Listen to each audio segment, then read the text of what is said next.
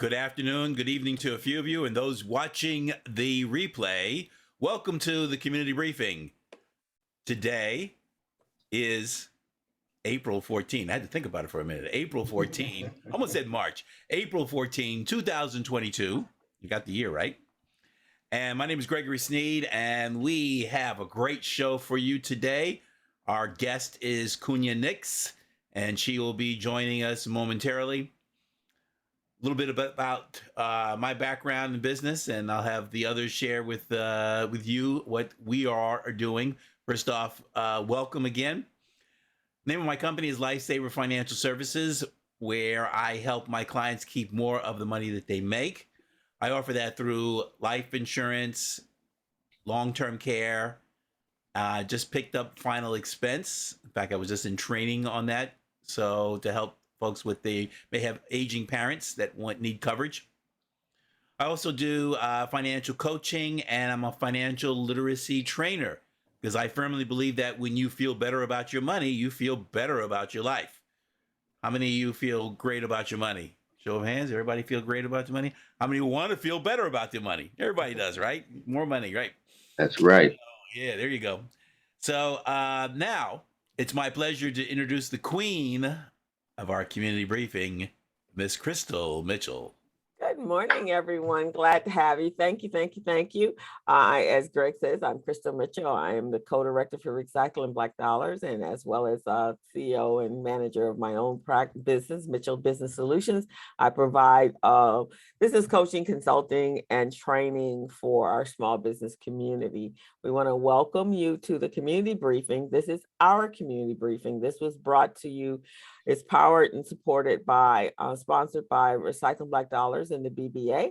And this is our platform. So for our community to meet with our stakeholders and leaders that are making things happen in our community, and as well as some of our business owners and entrepreneurs that make our lives easier. So we want you to know that you can utilize this platform to meet and greet and support in a great Black business way.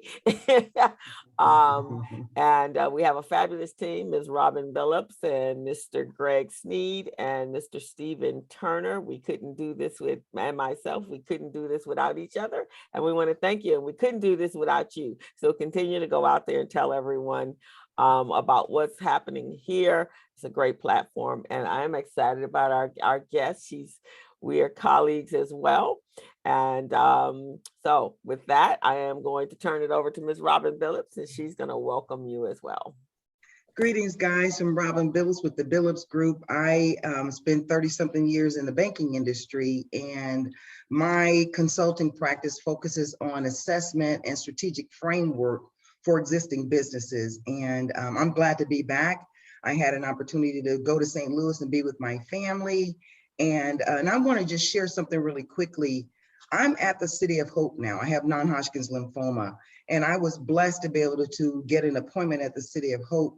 And if you have a PPO and you have someone in your family who has challenges with their dealing with cancer, the City of Hope is the place to be. So, I asked you guys to continue to pray. I've shared earlier that my mom got her wings on Saturday.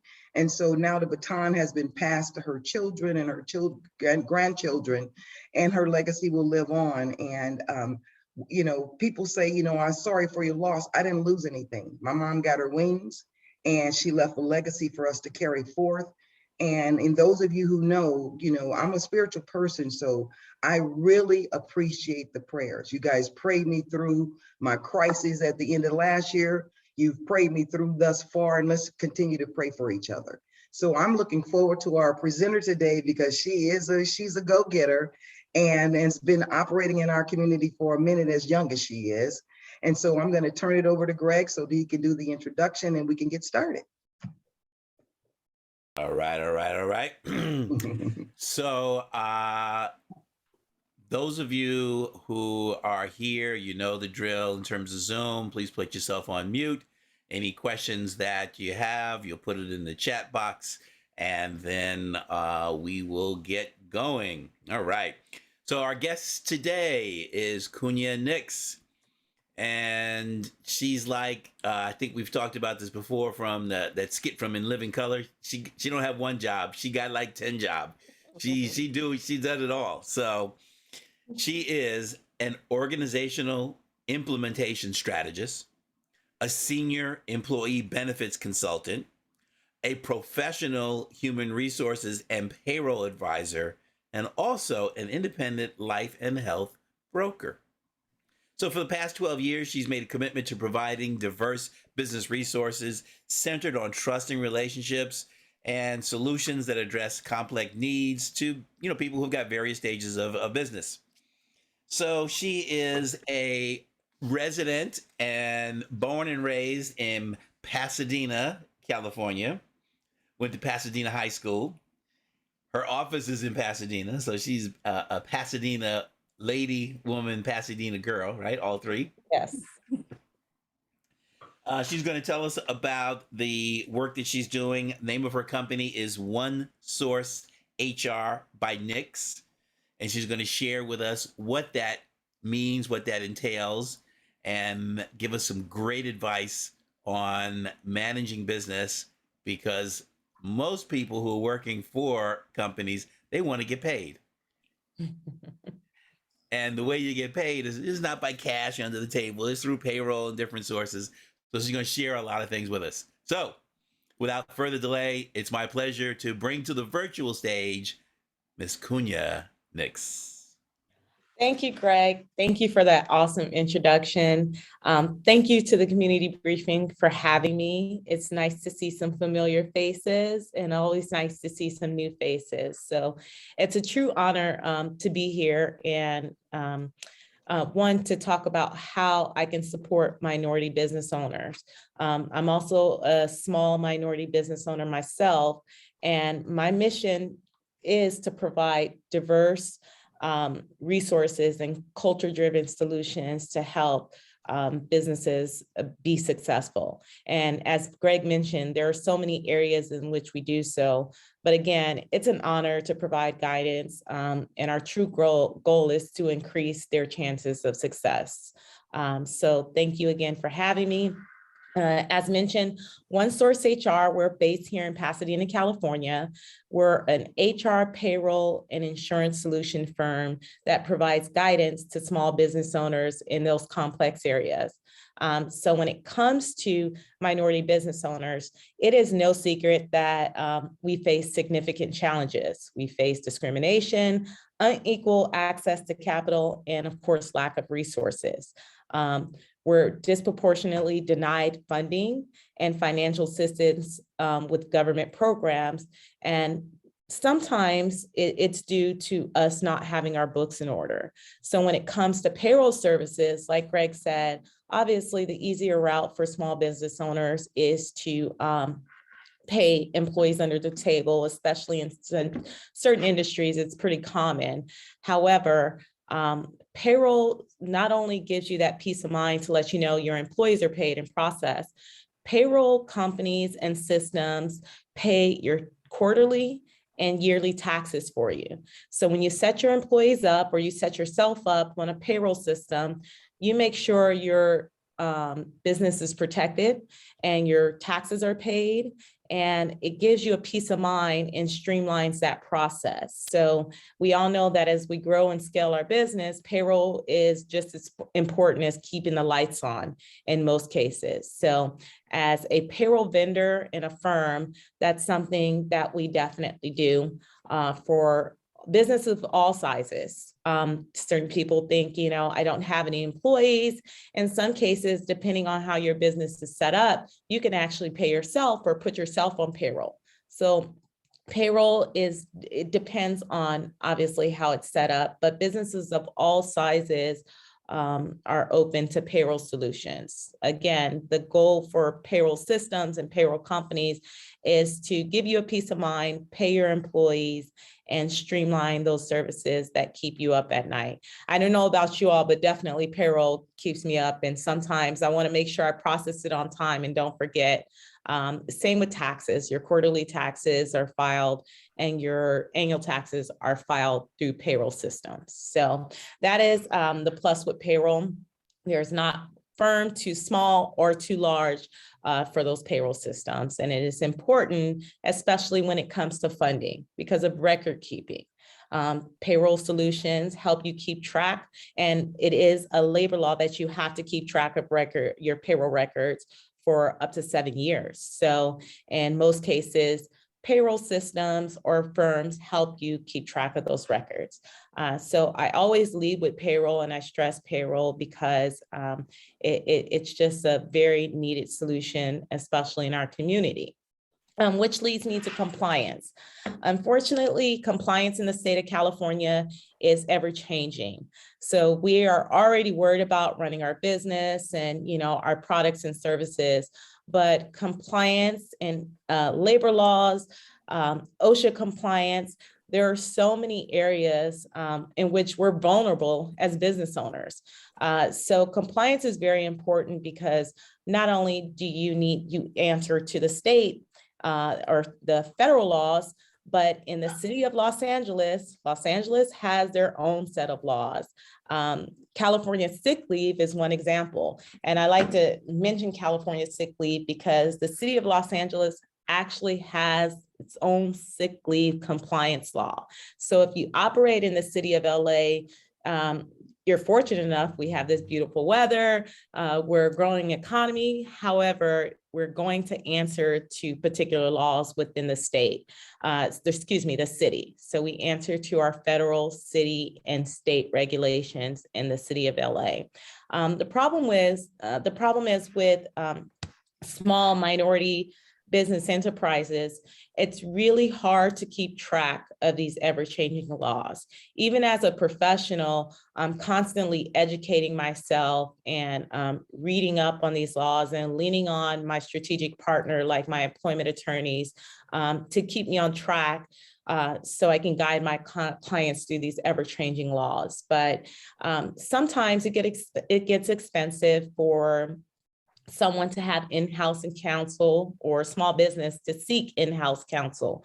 So our company actually provides HR outsourcing services in which we guide small and mid-sized business owners through compliance issues. Some can be simple as employee onboarding. It could be retaining talent, so recruitment and recruitment selection. And sometimes it gets complicated as you're growing or may get this great contract, you need to make sure you're compliant with OSHA and other labor laws. But usually labor laws start at 5 employees. And from there, we help you mitigate your risks and make sure those solutions are customized and catered to your industry. So we help small business owners basically guide them through these complex laws and support them in those areas that are just ever changing. Again, California is a different beast when it comes to labor law compliance, but the city of Los Angeles is different in itself. So it's something that I enjoy doing. It keeps me going. There's no one, every industry is different, every business is different. But for me, you'll hear me say this a lot, it is important that we provide customized solutions and guidance to those businesses to help them be successful and to mitigate their risks. So it's something that I definitely promote in the minority community. I partnered with our business resources to do so, and I really thrive and enjoy educating business owners in that area. So that leads me to the next thing. Right now, retaining good talent is different. We're at different times. So let's be honest, finding good relationships sometimes is difficult, right? Finding good spouses, finding good partners, it's difficult. So employee engagement is no different in this area. It's really tough. We're at a different time when it comes to retaining and engaging in good talent. So we support business owners in helping them provide solutions, and whether that's compensation structure will help them make sure they're competitive in certain areas of compensation. Employee benefits, as Greg mentioned, I am a certified insurance broker.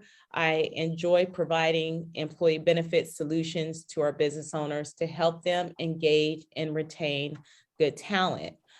So today, the workforce is very competitive. Obviously, that's a goal, right? It costs for us to train and hire employees. So we want to keep those employees aboard. But it also comes with a great responsibility. With that, you want to make sure you're a good employer. You want to make sure you're a good person, in which we all strive to do. But in this case, we want to make sure we're good employers and we're providing, opportunities for our employees to be successful so they can support our organizational goals in being a successful organization or enterprise. So we really support business owners through the process. Onboarding is one of them. We help customize onboarding solutions so that the employees initially receive a good onboarding experience.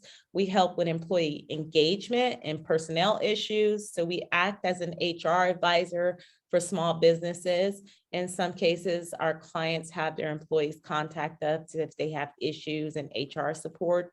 So basically, we equip these businesses with the tools needed to act as if they have a big HR team and a big HR support. So we help you from anywhere that startup foundation of onboarding to that retention process and all throughout the employment cycle up until termination, which is important. So always look at the employment experience as a full cycle. It's full circle. You want to make sure that full circle starts actually through the recruitment selection.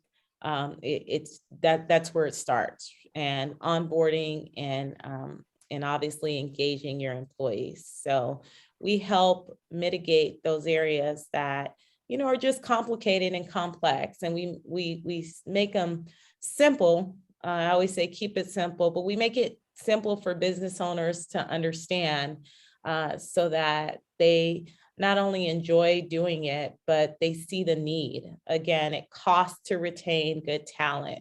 It costs us just to have good relationships. So we want to provide solutions to those business owners in areas that, are really complicated and, again, ever changing. Miss Sister Nix, I've watched you grow, and I'm just very, very proud of you. But before we get started with the real technical questions, tell us how you actually got, you've done a fantastic job laying out the foundation of your business, but talk to us, how did you get here? How did you decide to go into this industry? Give us that little snippet, and then we have some questions in the chat box that I'm going to throw at you. Oh, sure. Okay. Actually, I got into financial services on the lending side. A lot of people don't know this. I was a lender. I started in my early 20s as a lender, an underwriter for a huge lender. CIT is a huge lender, and they actually do small business loans. So I started in underwriting, and from there, I transitioned to insurance services and financial services. So I think when we met, Robin, I was at Prudential. I was there for 4 years. And from Prudential, I got the opportunity to help a boutique payroll firm here in Los Angeles start their employee benefits foundation. And that's where I gained the love for HR support, HR services, and seeing the need for it, especially in my community. So it came to me naturally. I think I've worked with Greg on the benefits side. Like I said, Crystal, I did a bookkeeping class for her. So I kind of been through the motion myself, not only as an employee, but even a small business owner as I'm growing. So it came to me naturally, but I think joining the payroll firm was one of the best decisions of my career, honestly. Excellent. When I hear you speak about these, I always tell young people your mission in life is to obtain marketable skills. And so what you've done is you've cobbled together the marketable skills to be in a position that you're in right now. So one of the questions there that Greg has posed is, what are the challenges for businesses that have people working for them as 1099 independent contractors versus W-2 employees? And then a follow-up question is, what changes happen with Proposition 22? Yes. So reclassification is huge. And let's be honest, when you're getting started, it is really easy to start off our employees as independent contractors, right? We're just looking to gain traction and boots on the ground. So reclassification actually is a huge labor law violation, but most employers don't know this. Usually if you hire too many contractors and those contractors go to file EDD claims, what happens is EDD will open up an audit. And they'll open up an audit and they'll see that, hey, you've had several contractors on your payroll, right? And in this case, that audit, now you have to get an employment attorney because you have to give them records and you have to tell them how you classified and why you classified these employees as independent contractors. So in this case, although it's our easy way out, it is a tough lesson because not only does EDD step in, now you have the IRS stepping in and they're saying, hey, we don't just want our taxes. We want to fine you because these employees are not classified properly. So in most cases, we tell business owners, although it's the easy way out, it can become costly at the end of the day. And we just want to help kind of support and mitigate that to where you're not paying for it later. Although you're saving some time and money now, you're paying for it later. And I'm so sorry, what did you ask for? Well, I was asking about Proposition 22, but also in that conversation is the California AB 5, that deals with that same issue as independent contractors versus gig workers and that type of thing. Yes, so with Proposition 22, we can thank Uber for that. and that's not in a bad way. But in this case, we can thank Uber because just like EDD, with your 1099s, they don't qualify for benefits, right? Some of these people have families. Some of these people just want unemployment. So with Proposition 22 in California, it is huge because now you have your independent contractors fighting major firms in some cases stating, well, we're being treated as employees. You can't tell a contractor where and when to report. And there's so many rules and tests and guidelines, but we're being treated as employees, but we're not getting the benefits of being an employee. So in this case, I think it started in 2020, but it said that, hey, you have to make sure that you are treating these contractors as employees and you are providing the benefits that they are entitled to. And again, Uber was a huge, it was because of Uber, let's just say that. When we look at our audience, who are all big majority of our audience are business owners as well. Yes. We would strongly suggest that if anybody has any questions, deeper questions related to your business, to reach out to our guest because she is a subject matter expert. And this is the reason why the community briefing happens, so that we can bring these resources and these thought processes to the audience. Crystal, you want to go ahead and ask your question?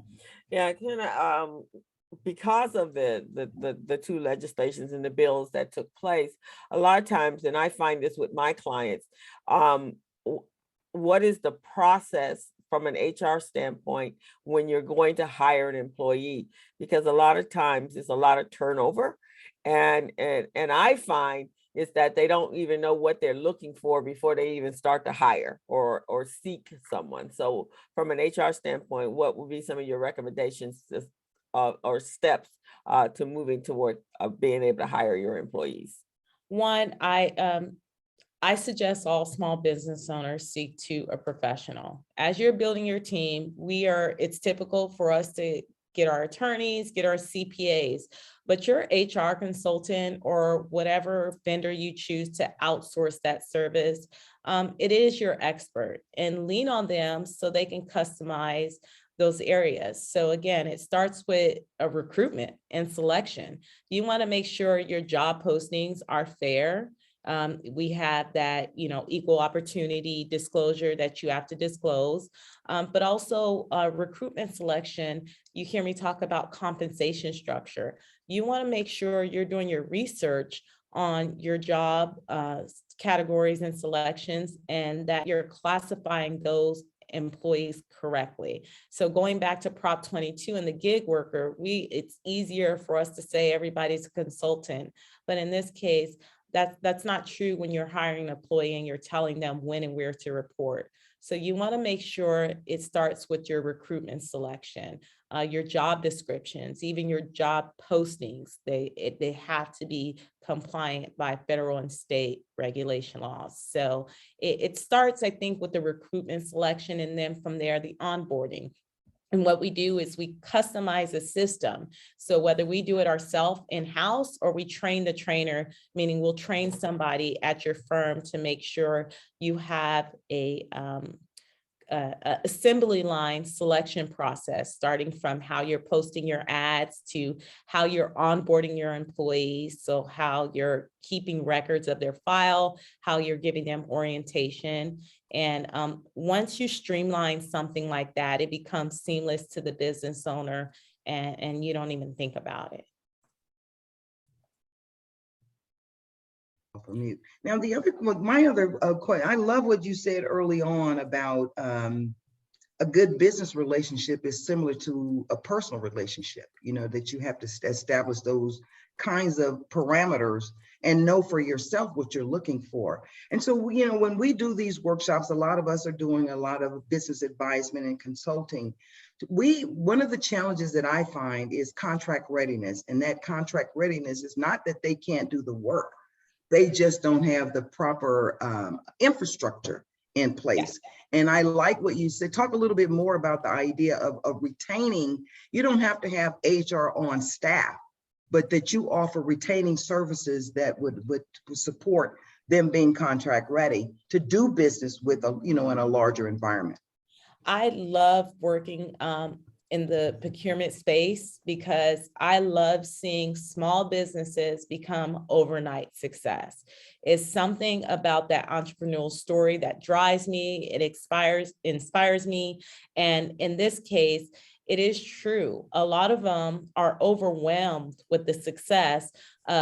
We bid for these huge contracts, and now you landed this contract. What's next?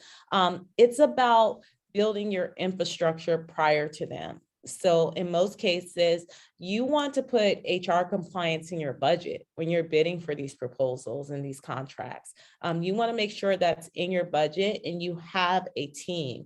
That HR consultant is part of your dream team. So whether you're in construction and you call it a compliance officer, they're just as important as your CPAs and your attorneys, because it's not only going to get you ready for these contracts. Once you get these big federal contracts, you have to make sure and really buckle down and make sure that you are staying compliant and doing things properly. So although I love the story and I love working with small minority business owners in this area, it's a little overwhelming to them. So that's why I really stress laying that foundation, building that relationship now. It's something that you want to make sure when you're contract ready and you do gain this big contract, you're protected in that area, because you're also vulnerable when it comes to compliance. So as you grow, California leans towards their employees, as you grow, you want to make sure you're protecting yourself and your space and doing everything the right way initially. And then it's sometimes harder to teach an old dog new tricks in this area. So you want to make sure that you're doing things properly and correctly so that you're not fixing these problems later. That is a space that's near and dear to me, and I love the overnight success. However, I would like to see more resources in the compliance area for these business owners so they know what to expect. Crystal? Excellent. So two things are happening. So with that change in law, what defines, and this is for our small business community, because sometimes they just don't know, you and I know, what defines the independent contractor versus an employee? There's several rules. So the IRS has 3 classifications, and it depends on their job title, right? In all cases, gig workers are not independent contractors. It depends on how they're reporting, and it depends on industry. For instance, construction, it is likely for us to work with independent, and legally likely for us to have independent contractors on payroll. So it depends, again, job title, industry, and then IRS classification of the rules when they're reporting, how they're reporting, and what jobs they're doing. Okay. So as we know, COVID changed the world and changed the work and business world. So, and as a result of that, with so many everyone working from home, now we have what they are calling the big resignation. So I know that that's not because of money. So it's because of what they were encountering while they were working. So can you speak of that from a HR standpoint and how we get back on track? When it comes to the big resignation, it's funny as I read this article, but millennials are demanding different work environments. So let's say working from home and remotely, that was supposed to be temporary, and it was a temporary fix, right? Now the millennials are demanding that they have a good work-life balance. That is just as important to some people as money in some cases. And coming from a mother, I can empathize with that, and I understand that. I mean, I'm a new mom, and I want to make sure I'm there for family, and I'm present. So I think with that, our workforce is demanding a good, productive, well-balanced environment. And as employers, we have to get creative to make sure that we're somewhat meeting them halfway. Again, it comes down to being a good person and a good employer. I'm not saying that you should give them everything they want, but you have to find out what type of environment. Retaining good talent is tough, right? But what type of environment do you want? If it's feasible for your employees to work from home, let's do a hybrid schedule, meet them halfway. Let's find solutions that make everyone happy, in a sense, that give us well-balanced solutions. But I blame it on the millennials. I blame it on them being demanding, and somewhat I admire they know what they want, and money's not everything for them in some cases. So I think it's about meeting them halfway, and then that's when benefits play a part too. What type of perks and benefits are you providing to your team members? In some cases, it doesn't cost the business owners much. Give them a voluntary free benefit, and you'll see how that change. You have some industries, the tech industries, they're big on wellness and gym memberships, surprisingly. It doesn't cost you anything, but give them those little things that aren't going to cost you anything to accommodate them. In certain cases. And I say in certain cases, obviously, because you want to be reasonable, and you want to be consistent. You want to make sure it doesn't break the bank, but let's meet them halfway so that we're retaining good talent. So I think it comes down to work-life balance in this case is very important. And experience after COVID, I think we all understand how important it is. The parent, you have your moms had to homeschool, and now getting back to work, LA, the traffic is crazy, and going back to school and going back to work for everyone, it's a difficult transition. So I think balance is important.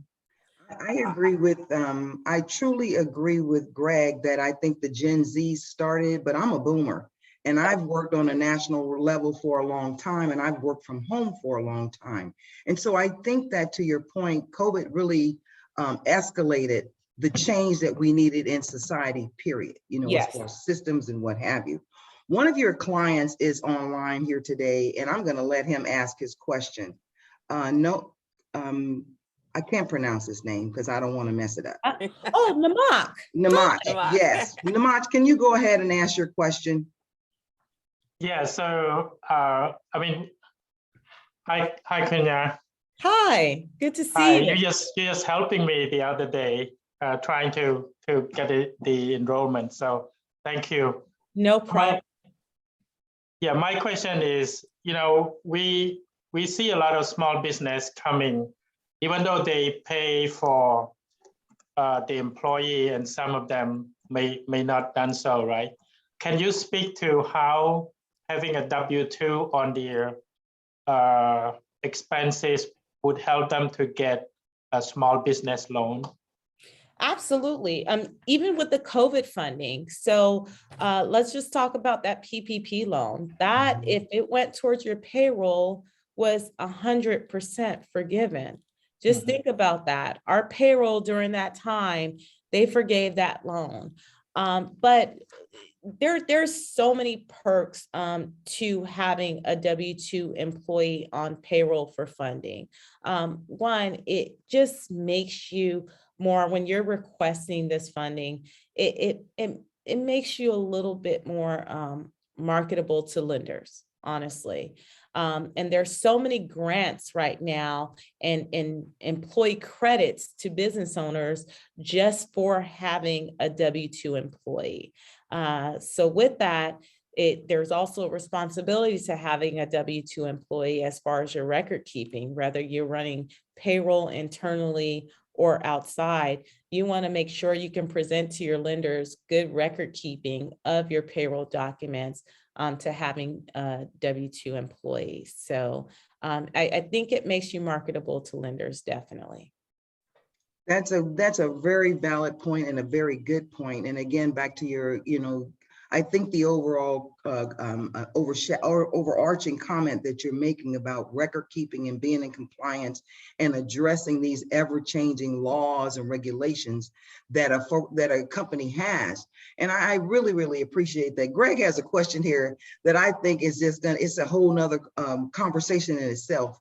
What services or resources do you or your firm provide, and the generational differences between the boomers to Gen Z and all in between? I'm not going to ask that question because that's a loaded question and that would take a loaded answer. However, he had another very good question that I think most people don't think about. Does your firm provide services performance reviews? And I think that ends up being the reason why folks don't retain their staff, they don't hire the right staff. Can you talk to that a little bit? Absolutely. So it definitely goes with retaining talent. So yes, we do provide performance service reviews. And in some cases, we want to make sure that we are giving our employees the tools. In all cases, we want to make sure we're giving our employees the tools to be successful. So sometimes with reviews, obviously the perks are, you know, increase in salary, merit, whatever. But in other cases, they just want to be thanked and pat on the back and let them know they're doing a good job. So I think to provide a good positive culture and work environment, performance reviews are extremely important.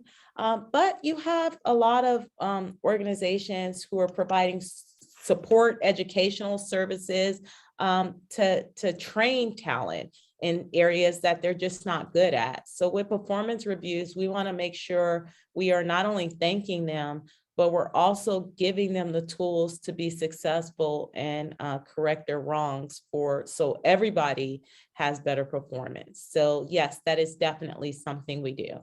That's cool. You know, my last comment, Barbara Levine is on with us from LAEDC, and one of her comments was more benefits to businesses with W-2 employees, including state employee training funds. So again, the whole mission of community briefing is to bring stuff to light and to illuminate the opportunities and the resources that are available. And I'm going to kick it over to Crystal. You've been fantastic. And they do have the work for those employers that are looking, I mean, those business that are looking to hire, they do have workforce readiness programs and training programs. And in some cases, they will, you can hire an employee and they'll take the cost for like 3 months if you're if you're a for-profit, and 6 months to 8 months if you're a nonprofit. So there are opportunities out there for you to actually to bring on a staff. Kunya, I do want to say, before I left corporate America, and during the early .com time frame, the .coms had it going on when it came to company culture, which is why disease and the millennials are where they are, because they have worked in tech worlds that have provided everything. We used to have barbecues. We would stack the refrigerator. It was like home away from home, and you created a family. And I think somewhere businesses became more focused on making money, and it became profit over people. And so that's where we are today. Profit over people. We're expendable to them. We don't do anything to help them. They feel we don't do anything to make money, but without us, without that employee, you do not make money. Not to that level of where it creates wealth. So you're awesome. So everyone here, if you do have a small business and you want to grow your business, then I would suggest you do meet with an HR professional on how you can go along with that. For my accounting practice, I actually help you get in a position financially so that you can hire that person.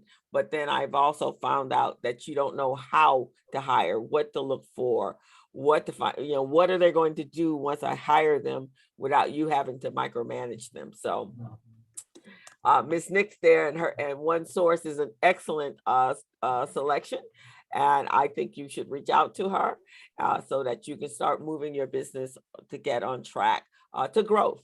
Because really, and Kunya, you can speak to this, you can't really grow and scale up without employees, right? Yes. And if I can just say one more thing, I would like to see more resource centers using compliance consultants, because it's just as important as our other business advisors. So if we can just at least educate small business owners on what to expect, what payroll taxes look like, what compliance looks like, through a holistic approach. And that's what we're trying to do. I would like to compete with the big firms to make sure that we take a holistic approach on the employment cycle to support small business owners. And to your point, Greg makes a very valid point, and I think it's critical. He says, what companies can you think of that are willing to provide a value-added service in providing employees financial literacy? And, I'm about to kick off a financial literacy program with some high schoolers, Inglewood High School and Hamilton High School. And I think, to your point, Greg, that most adults have never gone through those kinds of workshops. But it would behoove all of us to have that refresher if you've gone through it before. And if you haven't, financial literacy is the foundation for business literacy. And so getting those early tools will certainly, again, help grow the company. And when you talked about I'm like you, when I fell into procurement as supplier diversity, I found a whole nother world that was, I love educating and I love the assessment and the strategic framework. And Greg, that's a great point, that the financial literacy piece, to Kunya's point, most SBDCs and what have you don't really spend that kind of time on financial and business. We move straight to the business literacy, but the foundation is financial literacy. So thank you. This has been wonderful. This month is actually National Financial Literacy Month. So this is the area we should be focused on. Yep. And Crystal provides those services. I provide those services. Robin does. And Crystal does a show on Fridays with Gilbert on providing businesses with a lot of valuable information on that. So there's tons of resources there to get up to speed in financial literacy. So as well as some of the other value adds that employers have to provide, I guess, in the way of health and time off and flex hours and, snacks in the kitchen. The snacks in the kitchen is a good one. Renee Tabor has a quick question. I think someone else as well. And then we're going to see if Miss Emma Maxey has an update for us from the SBA. So Miss Renee. Take yourself off of mute, baby. Who were you asking me? No, Right actually now? it was Emma. Renee. Not Emma, it was Renee. Renee. Renee had a Go question. ahead, Renee. I'm And, sorry. now she found the mute button. There you go. Can people who have 1099s reclassify them retroactively, or does it have to be at the moment? Good question. Okay, let me take myself off of mute. So actually, no, we cannot reclassify, can't be retroactive. Unfortunately, it has to be at the moment. Okay, I have a client that is trying to do that, and the accountant was just going to put it on the books retroactively. No. I'm sending them to you. Okay, okay. Okay, Just thank because there's different taxes that go into that and wages, and if you get an EDD audit, then you open another can of worms legally. So yeah. I understand that, and I thought that I was right, but I'm going to refer her to you. Thank you. Thank you, Wonderful. Renee. Good question. Amini, you had a question? I don't have a question, but I just want to give Kunya Nix props. Oh. She is extremely, extremely knowledgeable. I mean, this woman, I can't wait for your business to grow. I'm just so fortunate and honored to have you as part of my team. I just want to tell the whole world that her knowledge just is so enormous. Indeed. And Yeah. and congratulations. I just I can't wait to see you grow beyond imagination of anything. So congratulations, my friend, and Thank just you. doing what you're doing, because you are I'm just in awe with your services, and just very, very proud of you. So congratulations, and looking forward to your many, many more success, I should say. Thank you for trusting in me. Amine is, you guys know, she's sharp, right? She keeps me on my toes. She does. But from her, that is it's a huge compliment, because I've also watched her grow, and I appreciate you and trusting in me, and it means a lot. Thank you. That's cool. Awesome. Awesome. Yes, they are there. In fact, I just referred a young lady that's looking to get into the certification, and she's a pretty powerful lady. She wants to do general management and properties. And I referred her to all of you powerful ladies, Bianca and Amini and Thedora, so you will be she'll be reaching out to you shortly, because I told her you guys are peers to follow, because you guys are pretty amazing at what you do in the spaces that you are in. Thank you, Crystal. You are so welcome. Appreciate you. Miss Kunya, thank you so much. We're gonna pop over to Miss Emma and see if she has any updates for us and from the SBA. Hi, everyone. Good morning. Ms. Nix, thank you so much for your information. And I want to reach out to you. One of the things we're trying to set up programs for financial literacy for a lot of people that come to the SBA. And you mentioned there weren't a lot of resources out there. There are, like everyone said on the program, they're doing this. And we just need to inspire and get people to take advantage of the training that's available. There's going to be so many contracts coming up, and going to the banks to get the loans that they need. They need to have this training. So thank you very much. I would love to talk to you afterwards, and I'll give you my information to get in touch with you. The other thing I wanted to say is, most of you know that the Dons and Bradstreet number is no longer required for anything. If you're looking for new grants and new loans, you must update that number to it's called the unique entity ID. You can get it a new one on SAM, SAM.gov. If you are already in SAM.gov and you had a DUNS ID, it will automatically update it for you. But just check to make sure. Otherwise, if you're going for any new loans, new grants, and new funding, you must have this new unique ID number. It's a 12-digit number. So go to sam.gov and it will help you to identify and get this number. We also have extended a new, I guess it's called a program that we were going to, a lending program that we were going to eliminate in September 22 of this year. And it's been extended to actually 2024. And it's a loan program that the SBA has, it's been going on for a while, but we want you to know that it's going to be extended. They've changed a lot of the restrictions on it. One of the issues was if you were had a felony or anything that you couldn't go to a bank and they wouldn't give you a loan because of that. And by the way, it's called the Community Advantage Recovery Loan. They would not allow you to get the lending. That's been eliminated. Thanks to the Biden and Harris administration.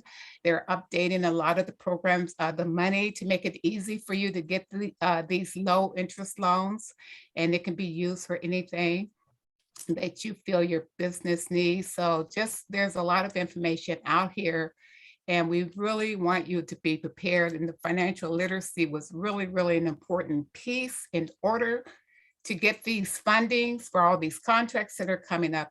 You must be financially prepared and be able to afford to pay for your for the contracts that you get in your payroll. So it's important. And basically that's about it that I wanted to update you guys with. And thank you. Thank you. We so appreciate that. Awesome, guys. This is good information. So please reach out and also share with other people and other small businesses that are in your community and in your network. It's so important that us as people of color, that we raise up our standards of how we're doing business. We recognize that a lot through COVID time, because some of us were not prepared.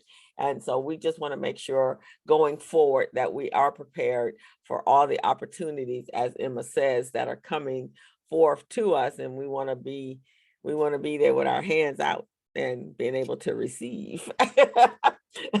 So what do you say, Greg? If you know more about your money, Yeah. get more in relationship with your money. Please, sir, I want some more. Right, exactly.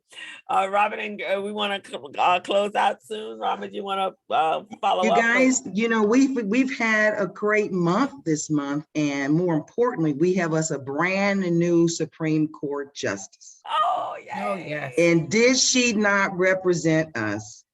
And did the brother not straighten them folks out that was trying to throw arrows and darts and bombs and everything else?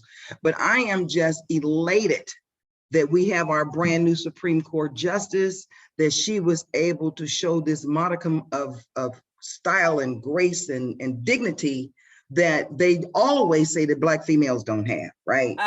Okay, now me, I probably would have got up and punched somebody with the big ring in their left eye and walked out.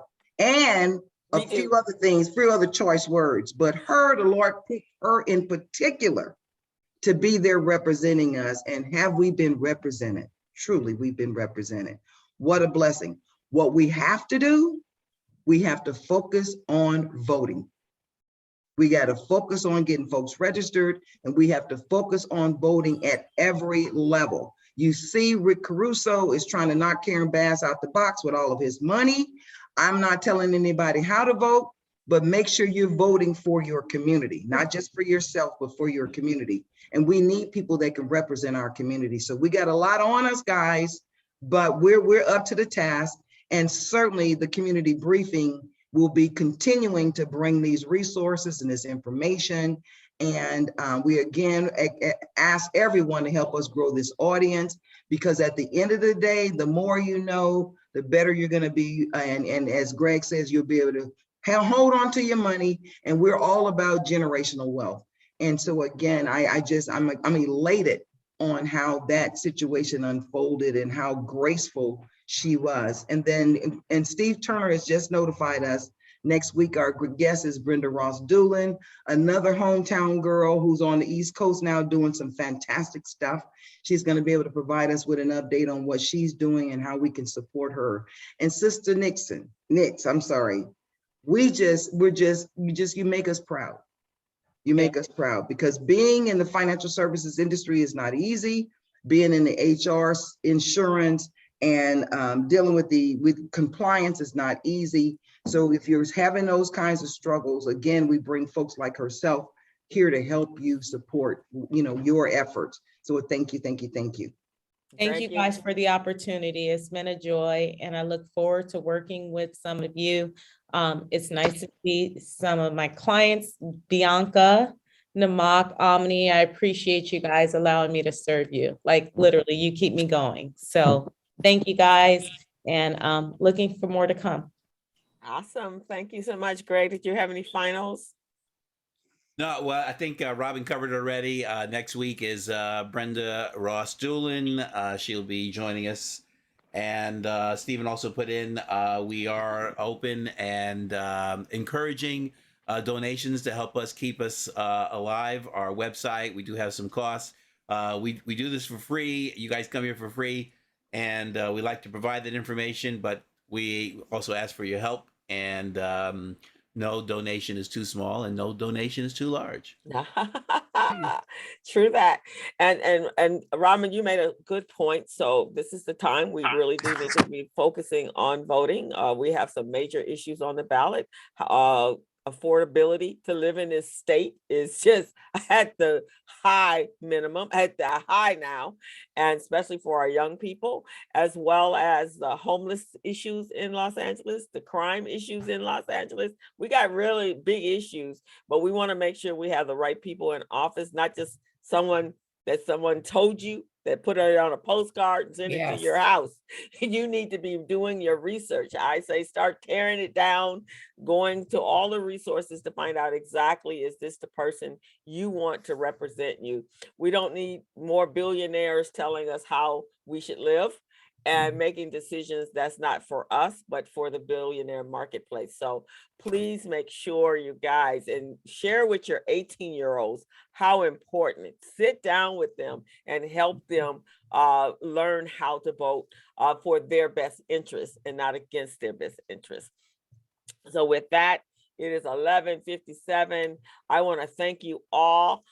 This show will be archived on YouTube and as well as on our website, the communitybriefing.com.